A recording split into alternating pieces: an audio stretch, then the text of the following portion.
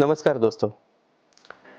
दोस्तों, अगर आप कोई रास्ते से गुजर रहे हैं और वहाँ आप देखते हैं कोई एक्सीडेंट हुआ है और लोग जख्मी हैं, तो ये कुछ मामूली चीज़ें हैं जो आप कर सकते हो जब तक प्रॉपर एम्बुलेंस या कोई मेडिकल मदद ना पहुँचे।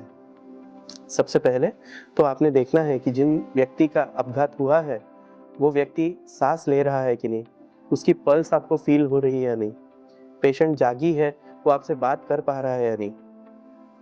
अगर ये सब ठीक है, तो पहले तो उस व्यक्ति को रोड के साइड में लेने की कोशिश करिए।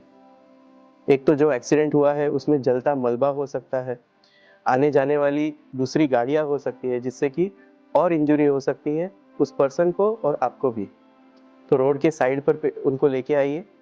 ये करते हुए पेशेंट को अगर फ्रैक्चर होगा तो वो प्रॉब्लम बढ़ सकता है।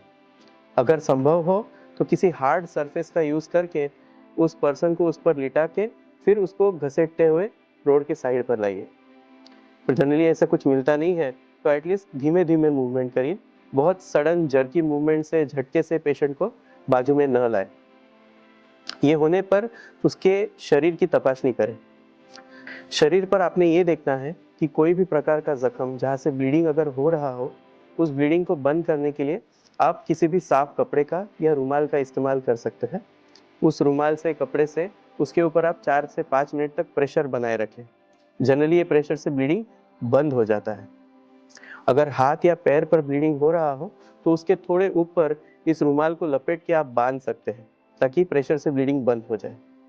दूसरा, अगर पेशेंट के शरीर में कोई चीज़ घुस गई हो, तो उसे निकालने की बिल्कुल कोशिश ना करें। काफ़ी बार इस चीज़ के प्रेशर की वजह से इंटरनली ब्लीडिंग टेम्पररी बंद हो जाता है, पर ये चीज़ निकालने से ये ब्लीडिंग वापस शुरू हो सकता है।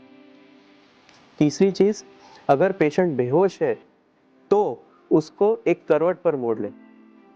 होता ऐसा है कि जब पेशेंट आसमान की तरफ देख रहा है, जब सीधा सोया है, तब नाक में या मुंह में होने वाली ब्लीडिंग श्वास नली में जा सकती है। दूसरा, पेशेंट की जो जीभ है, वो भी नीचे जाके श्वास नली को ब्लॉक कर सकती है।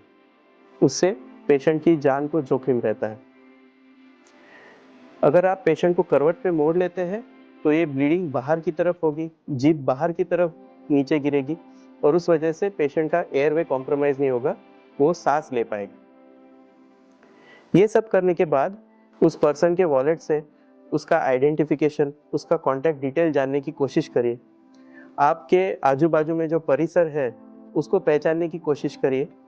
वहाँ का कोई लैंडमार्क याद करिए, ताकि जब आप उस पर्सन के फैमिली को, उसके कॉन्टैक्ट्स को या फिर किसी एम्बुलेंस को बुला रहे हो, तो आप उसको डिस्क्राइब कर सकें। अपने मोबाइल फ़ोन द्वारा या आजू-बाजू में कोई अगर व्यक्ति होगा, तो उनसे मदद माँगकर किसी मदद को बुलाइए।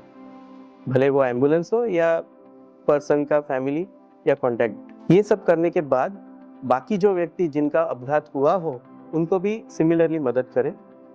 साथ ही साथ रास्ते के दोनों बाजू कुछ प्रकार का बैरिकेड बनाने की कोशिश करिए, ताकि आने वाले बाकी वाहनों को ये पता चले कि यहाँ एक्सीडेंट हुआ है और हमने स्पीड धीमी कर दी है।